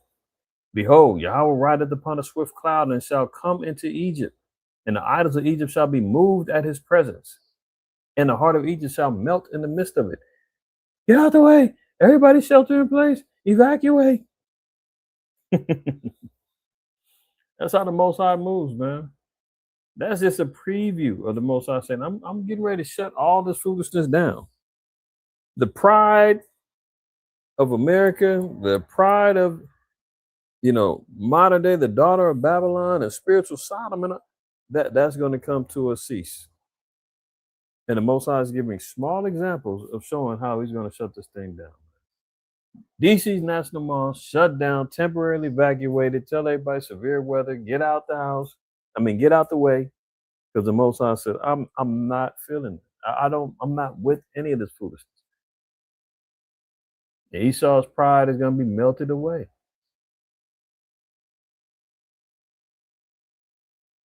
Measles outbreak confirmed at Arizona Immigration Detention Center. So they got the measles outbreak. You got Ebola jumping off. You got, what else did they have up recent? Dengue fever they've been talking about. This is second Ezra 15. Most I said that Egypt is going to be plagued or going to get hit with plagues as before. But here they are in a detention center where I'm sure they got no problem allowing, the detainees in there to super spread the measles so they can try to cut them off too. Federal officials have confirmed 7 active cases of measles at an Arizona immigration detention center, prompting quarantines and restrictions on visitation. Of course, they're going to restrict some visits. Spreading the measles going on in there. They're talking about the conditions are so bad. They even giving them rotten food, man, all kind of stuff going on in there. But no worry. I mean, no surprise. I said once that budget got approved, ICE is going to be on a rampage again. I'm sure that if y'all didn't hear about the brother that got killed by ICE last week, supposed migrant, this guy's been here for 35 years, was not the intended target of the raid, put him to death, told man, ICE back on the rampage again. Migrants who saw a man killed by ICE in Houston say he did not ram the officers. Of course, they lied and said, oh, he rammed the police officers. They acted in self-defense. That's always their excuse. He tried to get us, so we got him first. Then when video comes out, well, it looked that way, and then you know how the thing plays out. Back up to their old tricks again. 3 men who were arrested during the immigration operation that resulted in the fatal shooting of Lorenzo Salgado Arroyo said a federal officer fired at them almost immediately after exiting his vehicle, and that at no point did the driver veer in his direction. Of course, they have not released no body cam footage. We haven't seen nothing go on. We just hear about how ICE were almost ran over by an illegal migrant, and they had to take swift action.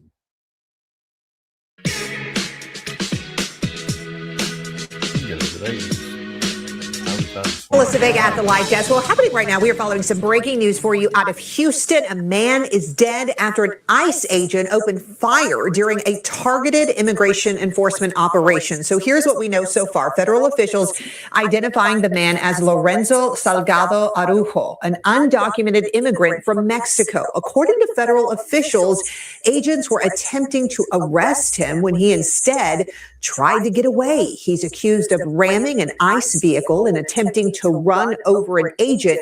That's when officials say the ICE agent opened fire in self-defense. The shooting happened just before 7 this morning in Houston's Magnolia Park neighborhood. 3 other people were detained, and the FBI now leading that investigation. Well, tonight, LULAC is asking for a full investigation, including calling on Harris County officials to do their own investigation into the deadly shooting.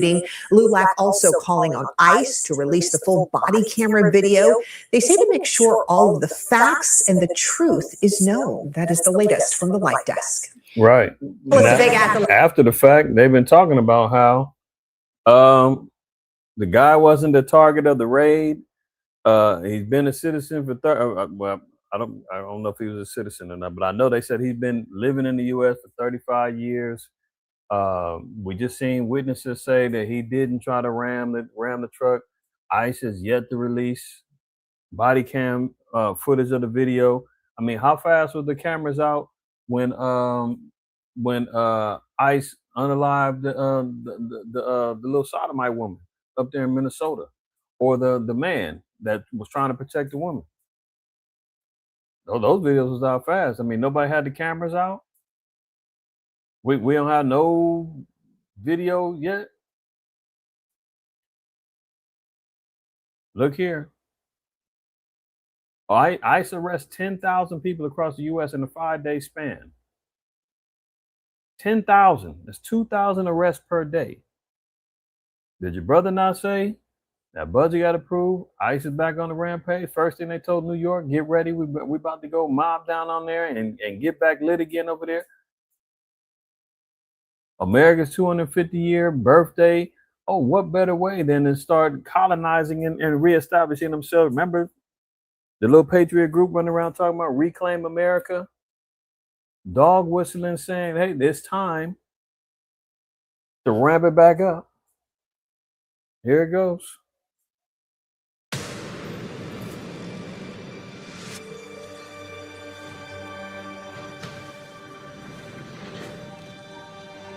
And ABC News reports the Trump administration is once again ramping up immigration detentions, but doing so quietly. The report cites sources who say 10,000 people had been taken into custody over a recent 5-day span. That meets a new goal the department has. How different do those guys look than the Patriot group that was marching on Washington? Said of So you see the people masks? had been taken into custody over a recent 5-day span. That meets a new goal the department has said of at least 2,000 arrests per day. The agency is also trying to make these arrests with as little publicity as possible. During his confirmation hearing, Homeland Security Secretary Markwayne Mullin pledged to keep DHS out of the headlines. Little as publicity as possible. They don't want this blown up in their face, but how can you not avoid publicity when you're doing 2,000 arrests per day? It done ramped up the damn quota. And ABC. Let's continue on. Here's another video about the man in Houston.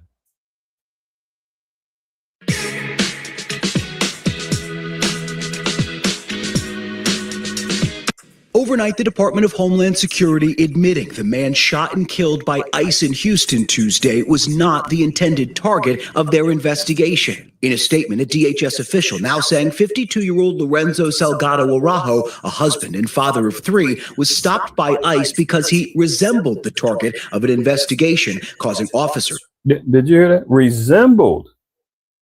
Oh. How many times we heard about, mistaken identity? Now the man is put to death.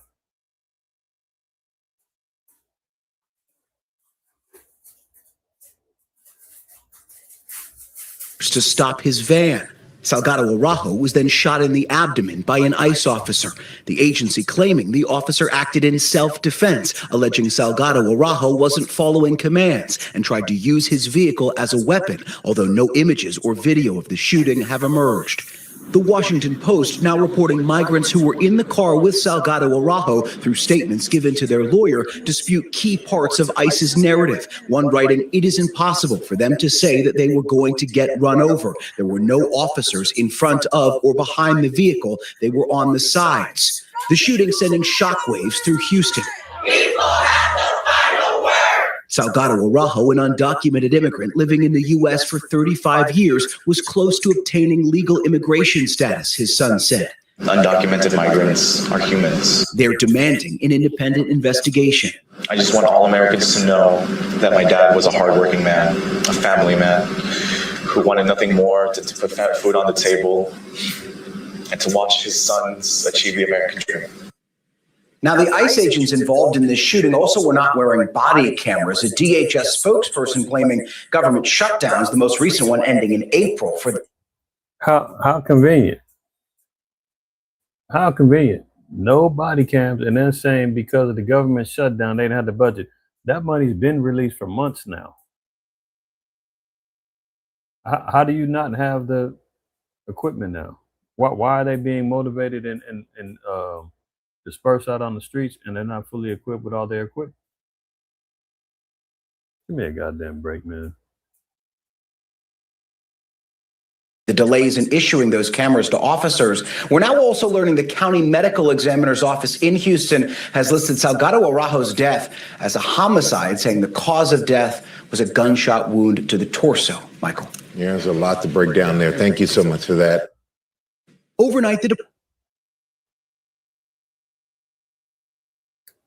So as we continue on, so we see, the terrorizing of the streets is going to continue. Northern Kingdom brothers and Southern Kingdom brothers, man, is going to go through it even worse, man. Agent Orange and gave them the green light. They out here unalive and cast, man, off of mistaken identity and no body cams on. Nobody got no cameras out. I'm sure they ain't had no body cams on that. Anybody out there that had phones that might have witnessed a sign, guarantee they got them phones. intimidated, snatched the phones up on anybody else watching. There's no footage now. First they say, oh, he got shot in the abdomen. Now they just said, no, it's a homicide. He got shot in the chest. Unbelievable. So anyway, now we see here, remember back in Kenya, they had the escape Ebola patients that were supposed to be quarantined because they're hungry. They ran up out of there. Now we're seeing Ebola health workers are on strike in the hardest hit Congo towns as the outbreak intensifies. So it's almost like a damn deliberate attempt to allow this Ebola to spread, and particularly over there in Africa. And we already hear about cases breaking out in Europe. I mean, Esau's hard at work, man, trying to really destabilize and shut down many operations throughout the world. And the plague is in his back pocket. He's slowly but surely bubbling it up, working it, cooking it up. Ebola responders in Eastern Democratic Republic of Congo, hardest hit areas, have been striking this week over unpaid benefits and deteriorating working conditions, complicating efforts to contain the virus that's infected more than 1,700 people and killed at least 580.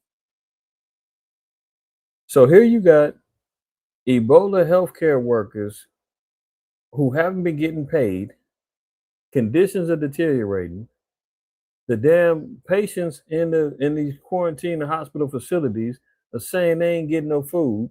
They got to escape out of there so they can try to find something to eat. And Agent Orange is running around here talking about Iran is violent and I mean, come on, man. I mean, if we can't see this is a deliberate attempt to destabilize the Congo, Kenya, and any other countries in Africa that could be exposed to this. We see that this spread over there in Europe. You know, Esau's allowing this to go down, man. Because if they got the resources, they can go send over there. The UN can go send over there some healthcare workers. They can get it. They can get together if they really want to. Oh, but now some little stinking dirty Africans, man. The Hamites over there. Oh, we can't mess with them. Can't let them fade away. Okay. Y'all see the update on that. Big Tech is now targeting Native American land for massive data centers. Hold on, let me fix this. Y'all know the precept. The second,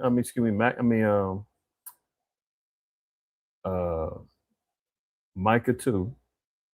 As if it's not enough that they've already colonized and stolen these lands, forced the indigenous tribes onto reservations. Now Big Tech is saying we're not. We want more land. We need data centers so that we can get this digital tech system lined up, the digital displays lined up all across the country, i.e., the world. Now they want Native American lands. The data center boom has roiled communities across the country, but on Native land, a Big Tech push for quick approvals has pitied the need for development against a history of exploitation. Goodness. This damn demon man cannot have enough, man. You've already damn near obliterated whole populations, genocided people, stole the land, broken over 370 peace treaties, man, got them living impoverished, compromised the tribes with $5 Indian, integrations. I mean, good Lord. And now they sit back and say, we still want more. Give us more of your land so that we can get our data centers built.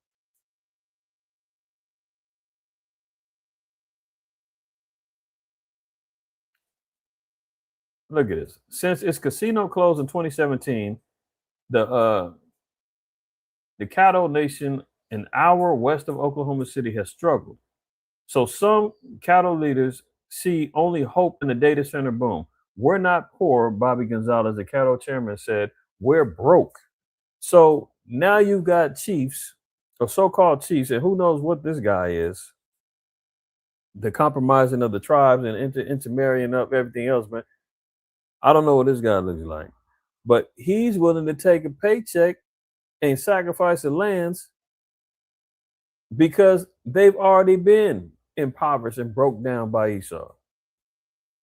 Esau comes in, man, puts you in conditions to where your complete existence depends on him. He stole all your resources. Remember that movie Over the Flower Moon or Over the Flower Moon, I believe it was, with the tribes in Oklahoma and the indigenous tribes there had access to the oil and wealth, man, and the Edomites intermarried into there and then killed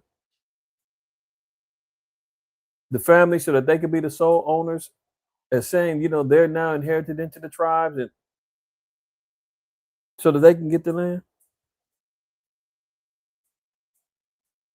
Wicked, man.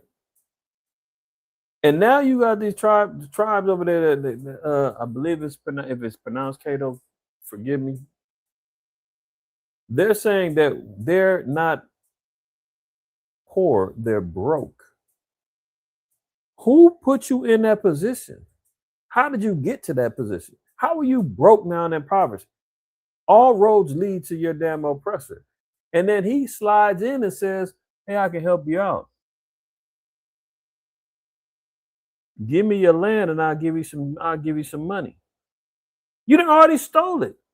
Their main portions of land. Then you put them on a reservation. They say, I want that too. Because you can't survive on the damn reservation. Broke down the damn casino in 2017, unsuccessful. They ain't got no money coming from the damn casinos no more. Good Lord. Okay. But in Binger, Oklahoma, Homer baseball legend and Choctaw Johnny Bench. Have you seen Johnny Bench? Let's look at Johnny Bench real quick. Let's see if Johnny Bench resembles anything that would look like a Choctaw. Baseball legend Johnny Bench. Oh yeah, he looks native. Yeah, he looks a bro, right? Blue eye. Yeah. There you go. He looks like a native man. He looks indigenous, doesn't he? Strong Choctaw.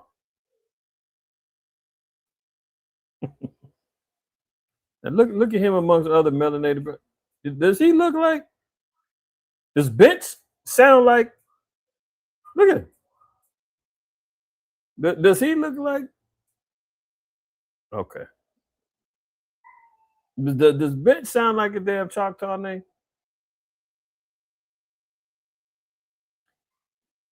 Homer baseball legend and Choctaw Johnny Bench, Mr. Gonzalez bumped into Tracy Nukmet, a former tribal council member who felt differently about a future tied to big tech. She could live without a cell phone, she said, as she prepared for the Cato's traditional turkey dance, but not without water, maybe the biggest concern for data center development in Indian country. They already have a drought going on. And the big tech comes in and says, well, we're going to build a data center, give you some money, and we're going to take all the water.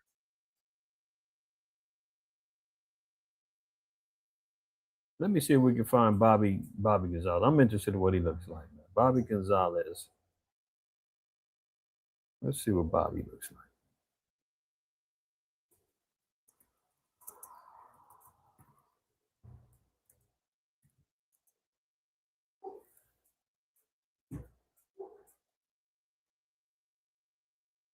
Look at good old Bobby. Yeah, Bobby fits the role. Yeah, there you go. I mean, if you can't see that they've been hijacked.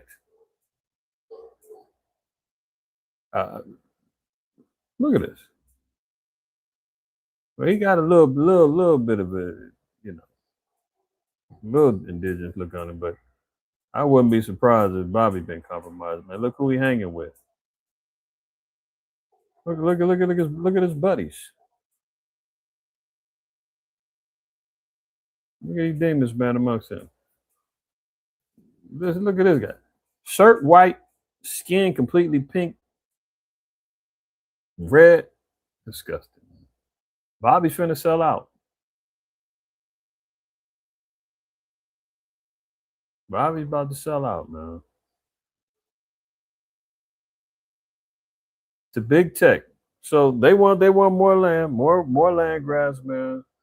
Look at this. The dizzying expansion of data centers, the power of artificial intelligence has communities in Republican and Democratic states feeling blindsided as citizens and local governments are forced to grapple with noise, water, and energy concerns. That division may be even more palpable on native lands, where outside exploitation has a long and ugly history and where technology companies see a chance for rapid development that gets past the red tape impeding projects elsewhere. Get past the red tape. So they ain't got to deal with, particular government bylaws and restrictions and regulations and all the other stuff, because some of these, reservations on federal lands, and they have their own federal laws where tech companies ain't got to go through the red tape of U.S. government restrictions. They got to go and grease the pockets of some of these sellout leaders, man. And there you go. Unbelievable.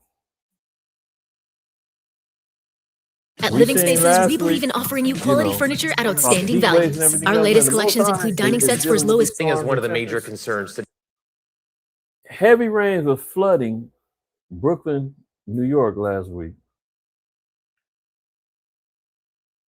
You got floods happening, rains. We were just in the heat wave. Now all of a sudden, floods happen. Today, we also have seen a bunch of trees knocked down all across the area. Yeah, they're pulling down those power lines along with them. Eyewitness News reporter Phil Tate is live in Crown Heights, Brooklyn, where a tree toppled onto a car overnight. Phil, what a mess. Yeah, Shirley Perry, what a mess. And they just had the same thing, the strong winds over there in the Midwest 3 weeks ago. And we still don't know what's to come, and that's as we expect more weather to move in. Mayor Mamdani is urging New Yorkers to be very vigilant even during this morning commute. But let's talk about what we're seeing here on Rochester and Dean. This tree has toppled down onto some cars, caught in some power lines, and not allowing traffic. So we see how the Most High is touching this place, man. Thunderstorms, strong winds, knocking down the poles, shutting down their little goofy celebrations. Massive flooding was happening in Brooklyn, New York last weekend. No, I think even with this foolishness going on here. And I guess West Virginia got a little jealous of all of the damn warehouse fires and things going on in California.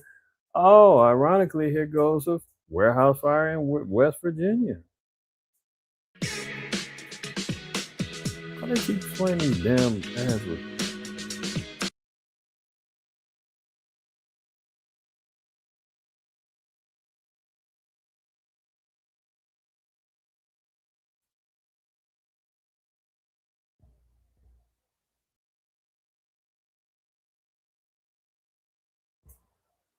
And there's no sound on this one, but you could just see the destruction. I didn't get a chance to catch what type of warehouse this was, what was in this particular warehouse, but it wouldn't surprise me if, you know what, let's see real quick before we close out.